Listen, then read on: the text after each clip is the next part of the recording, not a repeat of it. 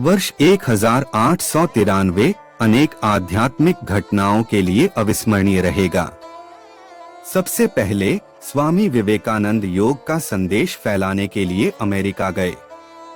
दूसरे, श्री अरबिंदो भारत के स्वतंत्रता संग्राम में भाग लेने के लिए इंग्लैंड से लौटे और बाद में एक महान योगी बन गए। और तीसरे, श्री परमहंस योगानंद का जन्म एक दिव्य कार्य को पूरा करने के लिए गोरखपुर में हुआ। अनादिकाल से भारत महान संतों, ऋषियों और योगियों की भूमि रही है, जो चुपचाप मानव जाति को आत्म साक्षात्कार के अपने अंतिम लक्ष्य तक पहुंचने में मदद करते रहे हैं। वे ईमानदारी से एक दिव्य योजना का पालन करते हैं और भटके हुए प्राणियों को अंधकार से प्रकाश की ओर ले जाते हैं। श्री परमहंस योगानंद ऐसी ही एक महान आत्मा थीं, जिन्हें एक आध्यात्मिक क्रांति की शुरुआत करने के लिए भेजा गया था, जिसका प्रभाव हमेशा बना रहेगा। अत्यधिक आध्यात्मिक आत्माओं के परिवार में जन्मे श्री परमहंस योगानंद को त्याग और मानव जाति की निस्वार्थ सेवा के मार्ग पर चलना था। ईश्वर के प्रति उनके अगाध प्रेम और लालसा का अंदाजा इसी बात से लगाया जा सकता है कि उन्होंने उच्च पद, धन और सांसारिक प्रसिद्धि को अस्वीकार कर दिया। बहुत कम लोग जानते हैं कि अगर उन्होंने भारत की स्वतंत्रता के लिए निरंतर संघर्ष में क्रांतिकारियों का नेतृत्व करने का प्रस्ताव स्वीकार कर लिया होता, तो वे स्वयं एक महान क्रांतिकारी होते। फिर भी उनका मार्ग पूर्व निर्धारित था। इसके बजाय वे एक आध्यात्मिक क्रांतिकारी, एक दिव्य इंजन बन गए, जिन्होंने बड़ी संख्या में आत्माओं को ईश्वर के राज्य में पहुंचाया। उनका काम अभी भी जारी है और वर्षों से गति पकड़ रहा है। इस दुनिया में परमहंस जी का मुख्य कार्य क्रिया योग की शिक्षाओं और संतुलित जीवन के लिए शिक्षा का प्रचार करना था। पूरे 32 वर्षों तक वे अमेरिका में रहे और पश्चिमी दुनिया के लाभ के लिए भारतीय योग परंपराओं के द्वार खोले। उन्होंने दुर्गम कठिनाइयों और कष्टों का सामना करते हुए और उन पर विजय प्राप्त करते हुए अपने गुरु स्वामी श्री युक्तेश्वर गिरी द्वारा सौंपे गए क्रिया योग के विज्ञान को फैलाने के कार्य को सफलतापूर्वक पूरा किया। आज कुल मिलाकर योग पश्चिम में उनके आजीवन अथक परिश्रम के कारण जाना जाता है। स्वामी विवेकानंद द्वारा अमेरिका में शुरू किया गया कार्य श्री परमहंस योगानंद के माध्यम से पूरा हुआ। मानवता के प्रति उनकी निस्वार्थ सेवा के लिए विश्व सदैव उनका ऋणी रहेगा। इस वीडियो में श्री परमहंस योगानंद की संक्षिप्त जीवनी है, जो पाठकों को उनकी महानता को समझने में मदद करेगी।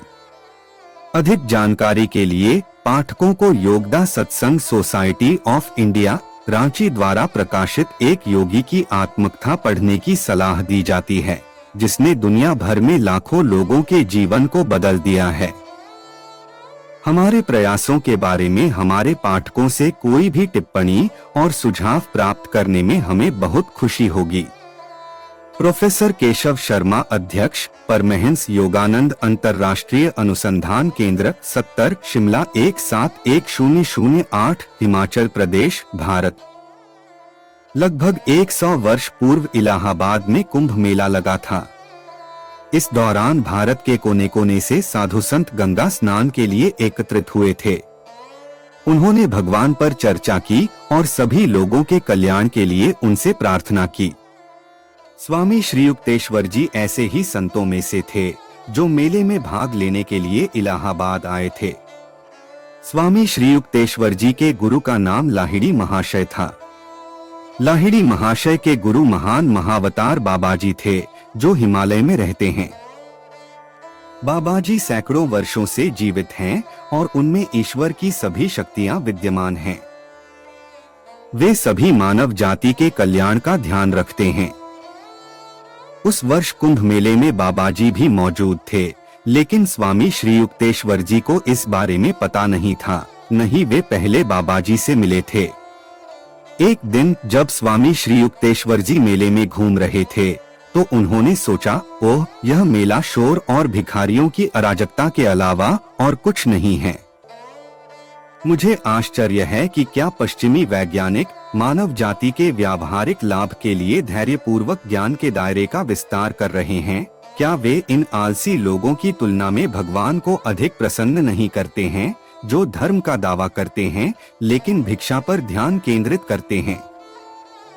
तभी किसी ने उन्हें छुआ और बताया कि कोई संत उन्हें बुला रहा है। वे झिझकते हुए यह देखने गए कि उन्हें कौन बुला रहा है। यह बाबाजी थे, जिन्होंने उनके मन की बात पढ़ ली थी और जो मानव जाति के भविष्य के बारे में सब कुछ जानते थे। बाबाजी ने उनसे कहा, बहुतों के दोषों के लिए पूरे का न्याय मत करो। यद्यपि यहाँ बहुत से साधु अभी भी भ्रम में भटक रहे हैं, फिर भी मेले को कुछ ऐसे लोगों का आशीर्वाद प्राप्त है जो ईश्वर को जानते हैं। मैंने देखा कि आप पश्चिमी देशों में हुई प्रगति और हमारे अपने धर्म में भी रुचि रखते हैं। मैंने आपके हृदय की पीड़ा को महसूस किया, जो सभी मनुष्यों के लिए पर्याप्त व्यापक है। इसीलिए मैंने आपको यहाँ बुलाया है।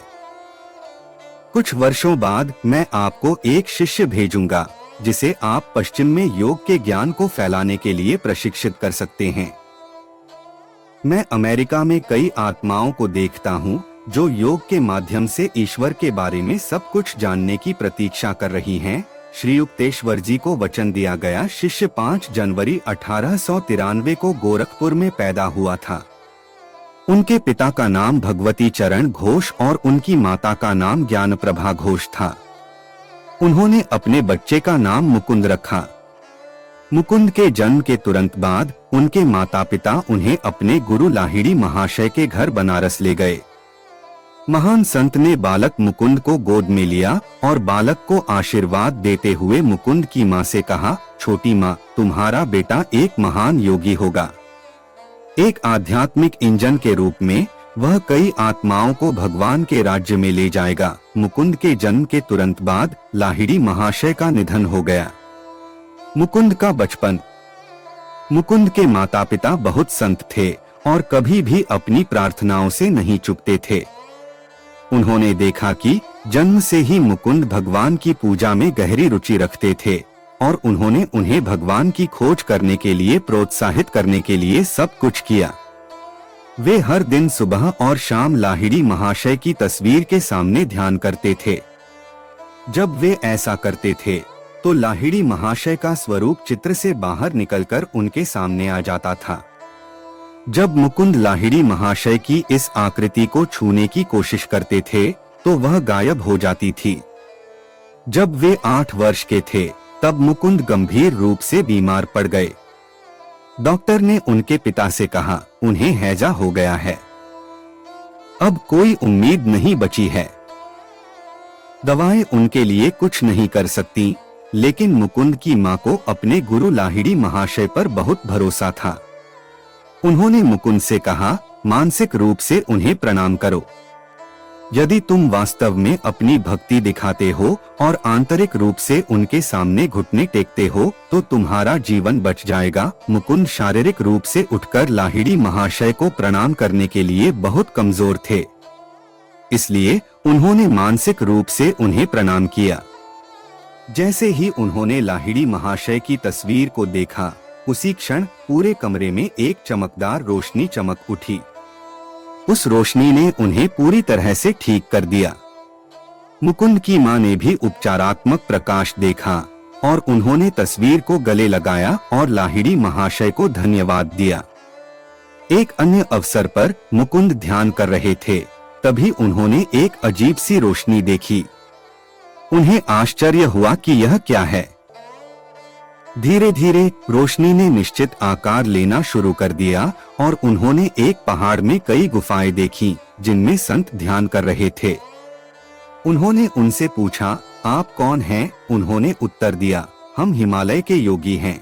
उन्हें देखकर मुकुंद को भी उनके बीच होने की इच्छा हुई और उन्होंने उत्तर दिया, मैं हिमालय जाकर आपके जैसा बनना चाहता हूँ। उस क्षण यह दृश्य गायब हो गया और उन्होंने जो रोशनी देखी वह असीम रूप से बड़ी और बड़ी होती गई। उन्होंने सोचा, यह अद्भुत चमक क्या है? प्रकाश ने उत्तर दिया, मैं ईश्वर हूँ। मैं प्रकाश हूँ। मुकुंद उस प्रकाश के साथ एक होने के लिए तरस गए। उन अनुभवों से मुकुंद को हर दिन और हर तरह से ईश्वर की खोज करने की बहुत प्रेरणा मिली। जैसे जैसे वे प्रतिदिन ध्यान और प्रार्थना करते, उन्हें महसूस होने लगा कि उसे नई शक्तियां मिल रही हैं। एक दिन उसकी बहन उमा अपने पैर पर हुए फोड़े पर मरहम लगा रही थी। मुकुंद ने भी उसकी नकल करते हुए वही मरहम अपने हाथ पर लगाना शुरू कर दिया, जहां कुछ भी ठीक नहीं था। उमा ने उससे पूछा कि वह ऐसा क्यों कर रहा है। उन्होंने कहा, अच्छा बहन, मुझे लगता है कि कल मुझे फोड़ा होने वाला है। मैं तुम्हारे मरहम को उस जगह पर लगा रहा हूँ जहाँ फोड़ा होगा। उमा ने उस पर विश्वास नहीं किया और कहा, तुम छोटे झूठे हो। इस चुनौती पर मुकुंद ने उत्तर दिया, बहन, जब तक तुम सुबह क्या होता है यह न देख लो, मुझे झूठा मत कहो। मेरी इच्छा शक्ति से मैं कहता हूँ कि कल मेरे हाथ पर ठीक इसी स्थान पर एक बहुत बड़ा फोड़ा होगा और तुम्हारा फोड़ा अपने वर्तमान आकार से दोगुना हो जाएगा। अगले दिन मुकुंद के हाथ पर एक फोड़ा हो गया और उमा का फोड़ा आकार में दोगुना हो गया। उमा रोती हुई अपनी माँ के पास गई। मुकुंद को अपनी शक्ति का गलत इस्तेमाल करने के लिए बुरी तरह डांटा गया। उसकी माँ ने उससे कहा कि वह फिर कभी दूसरों को नुकसान पहुंचाने के लिए शब्दों की शक्ति का उपयोग न करे। उसके फोड़े को ठीक करने के लिए उसे काटना पड़ा। एक अन्य अवसर पर उसकी बहन उमा ने उसे विचारों में खोए हुए बालकनी पर पाया। उसने उसे चिढ़ाते हुए कहा, तुम इतने शांत क्यों हो? उसने उत्तर दिया, मैं बस यह सोच रहा था कि यह कितना अद्भुत है कि दिव्य माँ जो भी मैं चाहूँ वह देती है। विपरीत गली में दो लड़कों द्वारा उड़ाई जा रही दो पतंगों की ओर इशारा करते हुए उसने कहा, मान लो वह तुम्हें वे दो पतंगे दे देती। बिना उत्तर दिए मुकुंद उन दो पतंगों को देखता रहा और मन ही मन देवी माँ से प्रार्थना करने लगा। अचानक पतंगे एक दूसरे से टकराईं और एक की डोर कट गई। वह उड़ती हुई बरामदे में आ गई। फिर हवा थम गई और पतंग बगल के घर के पास आ गई। उसकी डोर उस घर की छत पर लगे एक कैक्टस के पौधे में इस तरह उलझ गई कि मुकुंद को उसे निकालने के लिए बस अपना हाथ आगे बढ़ाना पड़ा। लेकिन उमा को अब भी विश्वास नहीं हुआ कि मुकुंद की प्रार्थना के उत्तर में पतंग आई है। उसने कहा, यह महज एक असाधारण दुर्घटना थी, तुम्हारी प्रार्थना का उत्तर नहीं। अगर दूसरी पतंग तुम्हारे पास आ जाए तो मैं विश्वास करूंगी। मुकुंद ने फिर कुछ नहीं कहा। उसने दूसरी पतंग की ओर देखा और प्रार्थना करना जारी रखा। कुछ ही क्षणों में दूसरी पतंग भी उड़ गई और उसी कैक्टस के पौधे में उलझ गई। मुकुंद ने उसे ले लिया और दोनों पतंगे बहन को देने के लिए मुड़ा, लेकिन वह हैरान हिरण की तरह घर में भाग गई। मुकुंद की माँ पृथ्वी पर उसकी सबसे प्यारी दोस्त थी। उसने अपने सभी बच्चों को पूरे प्यार से पढ़ाया। वह उन्हें महाभारत, रामायण और पुराने समय की अन्य धार्मिक पुस्तकों की कहानियां सुनाकर शिक्षा देती थी। मुकुंद को कहानियां सुनना बहुत पसंद था। हालांकि एक दिन नौकर उन्हें यह बताने आया कि एक साधु उससे मिलने आया है। जब वह उन्हें मिलने के लिए दरवाजे पर गई तो उसने उससे कहा कि वह अधिक समय तक जीवित नहीं रहेगी। उसने उन्हें बताया कि महान गुरुओं ने उसे यह बताने के लिए भेजा है कि वे उसकी और उसके परिवार की रक्षा और मार्गदर्शन कर रहे हैं, खासकर मुकुंद की। उन्होंने उससे कहा कि जब वह अगले दिन ध्यान के लिए बैठेगी तो भगवान उसे एक चांदी का ताबीज देंगे। उसे मुकुंद के बड़े भाई अनंत से यह ताबीज उसकी मृत्यु के 1 साल बाद तक रखने के लिए कहने को कहा गया और उस समय के बाद यह मुकुंद को दे दिया जाना था। फिर साधु चला गया। अगले दिन ध्यान के दौरान उन्होंने चांदी का ताबीज प्राप्त किया जैसा कि साधु ने कहा था। इसके तुरंत बाद वह अपने सबसे बड़े बेटे अनंत की शादी की व्यवस्था करने के लिए कलकत्ता चली गई। मुकुंद अपने पिता के साथ रह रहा था, जो उस समय बरेली शहर में रेलवे कंपनी में काम कर रहे थे। एक रात मुकुंद को एक सपना आया जिसमें उसने देखा कि उसकी माँ उसे और उसके पिता को बुला रही है क्योंकि वह मरने वाली थी। वह रोते हुए उठा और अपने पिता को सपने के बारे में बताया। उसके पिता ने बस उसे सो जाने और सपने को भूल जाने के लिए कहा। लेकिन अगली सुबह उन्हें अनंत से एक तार मिला जिसमें उन्हें आने के लिए कहा गया था क्योंकि उनकी माँ बहुत बीमार थी। वे तुरंत चले गए। मुकुंद अपने पिता के साथ कलकत्ता पहुंचने से पहले ही उनकी माँ का निधन हो गया। अपनी माँ की मृत्यु के बाद मुकुंद बहुत दुखी था और अक्सर पेड़ के नीचे प्रार्थना करते हुए रोता था। एक दिन जब वह रो रहा था, भगवान दिव्य माँ के रूप में उसके पास आए और उससे कहा, यह मैं ही हूँ जिसने तुम्हारा ख्याल रखा है जन्म जन्मांतरों से कई माताओं की कोमलता में। मेरी निगाहों में देखो दो काली आँखें, खोई हुई सुंदर आँखें, तुम सबसे सुंदर। इस दृष्टि ने उसे गहरी सांत्वना और संतुष्टि दी। इसके अलावा इसके तुरंत बाद 1 साल पूरा हो गया और उसके भाई ने उसे वह चांदी का ताबीज दिया जो उसकी माँ को मिला था। इस ताबीज ने उसे महसूस कराया, ओ, यह मुझे कितना अद्भुत एहसास देता है। मुझे लगता है कि मैं उन महान गुरुओं से मार्गदर्शन प्राप्त कर रहा हूँ जिन्हें मैंने पिछले जन्मों में जाना है। मुकुंद के स्कूल के दिन। उनकी माँ की मृत्यु के बाद मुकुंद के पिता ने सभी बच्चों की देखभाल ठीक उसी तरह की जैसे उनकी माँ ने की थी। उनकी देखभाल एक नौकरानी माँ भी करती थी, जिसके साथ मुकुंद को लड़ना और मौजमस्ती करना अच्छा लगता था। मुकुंद को अपनी प्यारी माँ के बारे में सोचने से विचलित करने के लिए, जिनसे वह अब मिल नहीं सकता था और जिनसे बात नहीं कर सकता था, उसके पिता ने उसे एक स्कूल में भर्ती करा दिया। फिर उसका एक चचेरा भाई कुछ समय के लिए उनके साथ रहने आया।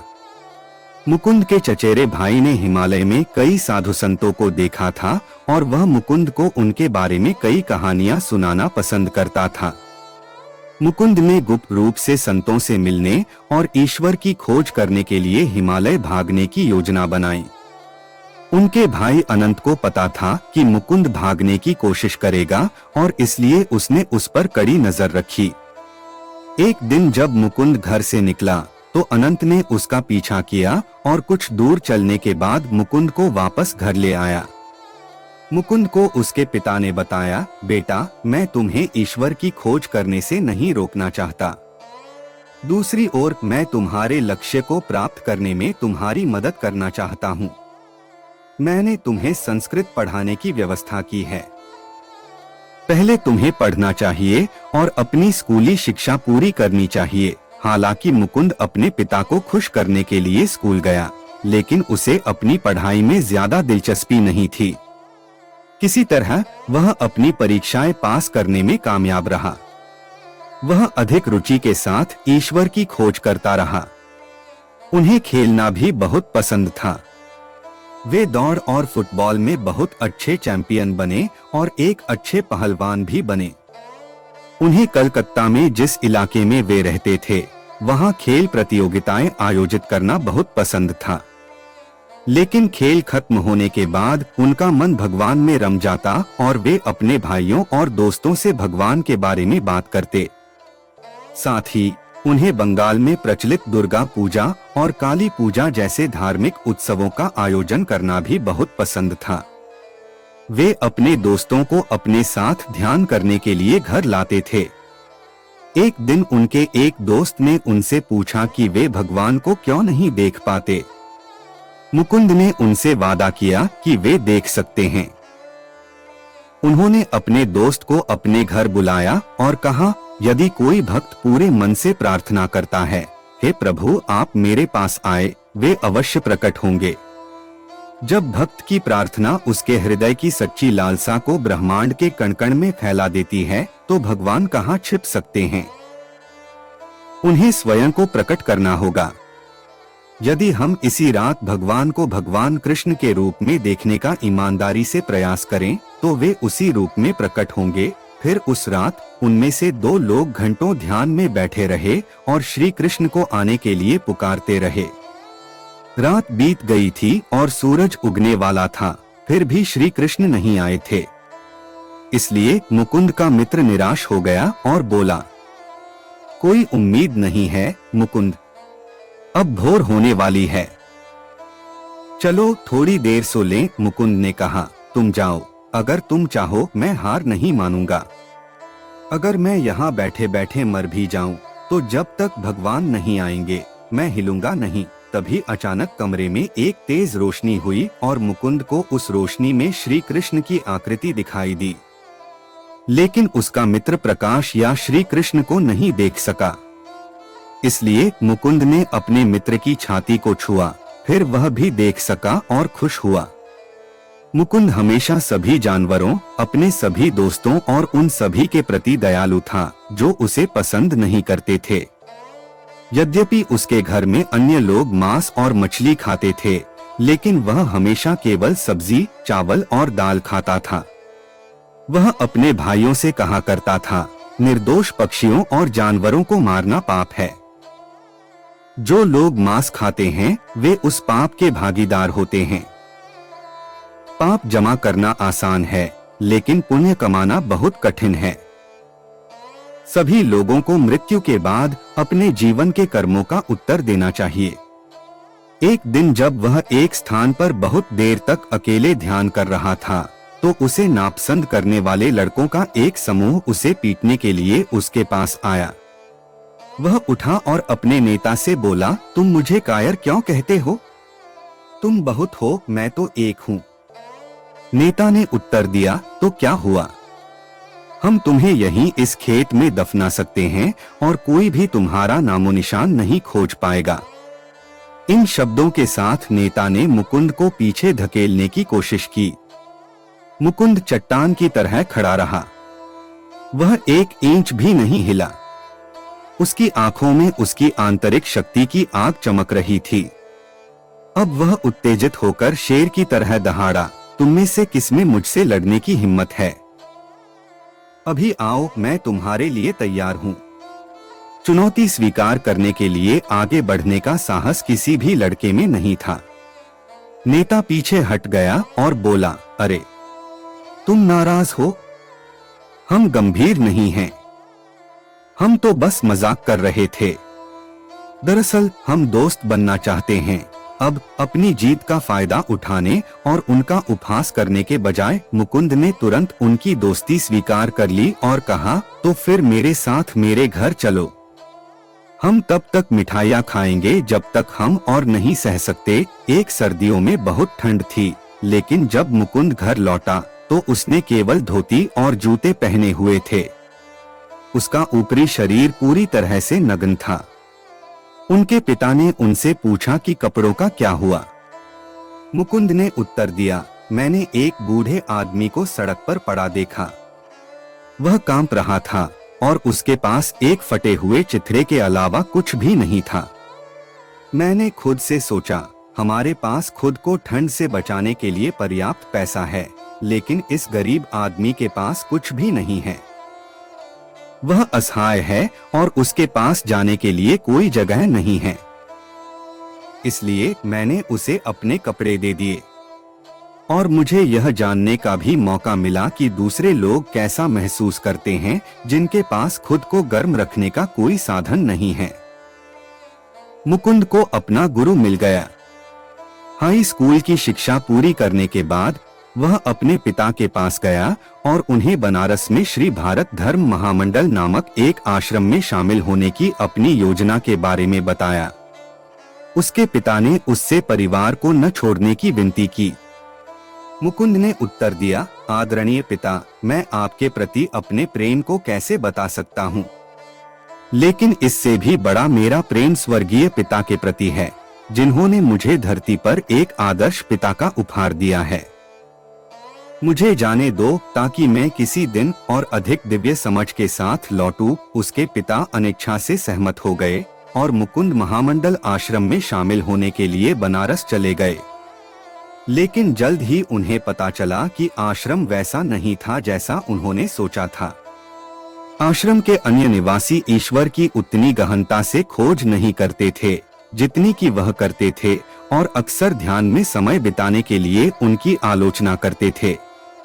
उन्हें अपनी मां द्वारा दिए गए चांदी के ताबीज को देखकर सांत्वना मिली, लेकिन एक दिन जब उन्होंने ताबीज वाला डिब्बा खोला तो उन्होंने देखा कि वह गायब हो गया था। वह रो रो कर देवी माँ से प्रार्थना करने लगा, हे जगत की दयालु माँ, मुझे दर्शन के माध्यम से या आपके द्वारा भेजे गए गुरु के माध्यम से स्वयं शिक्षा दीजिए। जब वह और नहीं रो सका तो उसने देवी माँ का उत्तर सुना, आज तुम्हारा गुरु आएगा। इससे वह बहुत खुश हुआ। तभी आश्रम के एक लड़के ने उसे बुलाया और उसे अपने साथ बाजार चलने को कहा। वे दोनों बाजार से गुजरे और एक जगह मुकुंद ने गेरुए वस्त्र पहने एक लंबे बूढ़े संत को देखा। वह आगे बढ़ने लगा, लेकिन जल्द ही उसने पाया कि वह अपने पैर नहीं हिला सकता। वह संत की ओर मुड़ा और वह फिर से अपने पैर हिला सका। एक बार फिर उसने संत से दूर जाने की कोशिश की और वह नहीं जा सका। जैसे ही वह संत की ओर मुड़ा, वह चलने लगा। तभी और वहीं मुकुंद को पता चल गया कि यह उसका गुरु था जो उसे अपनी ओर खींच रहा था। उसने अपनी खरीदारी की थैलियां छोड़ दी और अपने गुरु से मिलने के लिए वापस दौड़ा, जिन्होंने उसे गले लगा लिया और कहा, हे मेरे प्यारे, तुम मेरे पास आ गए। मैंने कितने सालों से तुम्हारा इंतजार किया है। उनके गुरु का नाम स्वामी श्री युक्तेश्वर जी था। वे मुकुंद को अपने साथ बनारस में उस घर ले गए जहां वे उस समय रह रहे थे। वहां उन्होंने मुकुंद से कहा कि वे उसे ईश्वर तक पहुंचने का मार्ग बताएंगे, लेकिन पहले मुकुंद को घर लौटना होगा। मुकुंद ने कहा, श्रीमान, मैं घर नहीं लौट रहा हूं, लेकिन मैं आपके साथ कहीं भी जाऊंगा। तब श्री युक्तेश्वर जी ने उससे सख्ती से कहा, तुम 4 सप्ताह में मेरे पास आओगे। मैं तुम्हें आसानी से शिष्य के रूप में स्वीकार नहीं करूंगा।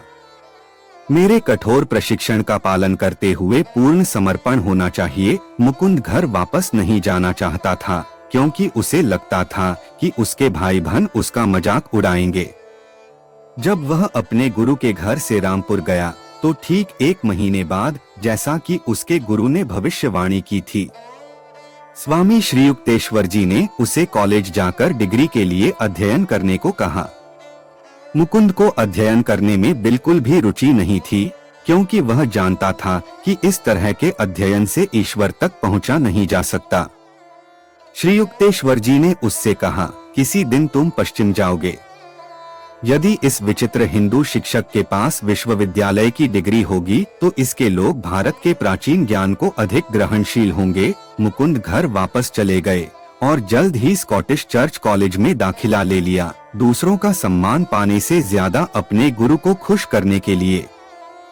हालांकि वह हमेशा अपने कॉलेज की कक्षाएं छोड़ देते थे और इसके बजाय अपने गुरु के स्थान पर सेरामपुर चले जाते थे, जहां उन्हें ईश्वर की शांति और आनंद प्राप्त हुआ, जिसकी उन्हें तलाश थी। उन्होंने अपने गुरु की सेवा करने और गुरु द्वारा सिखाई गई सभी चीजों को सीखने की पूरी कोशिश की। मुकुंद के पिता खुश थे कि मुकुंद घर लौट आया था और यह भी कि उसे अपना गुरु मिल गया था।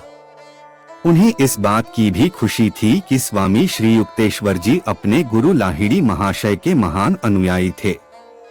स्वामी श्री युक्तेश्वर जी मुकुंद को प्रशिक्षण देने में बहुत सख्त थे। वे पूरा ध्यान और आज्ञाकारिता की मांग करते थे।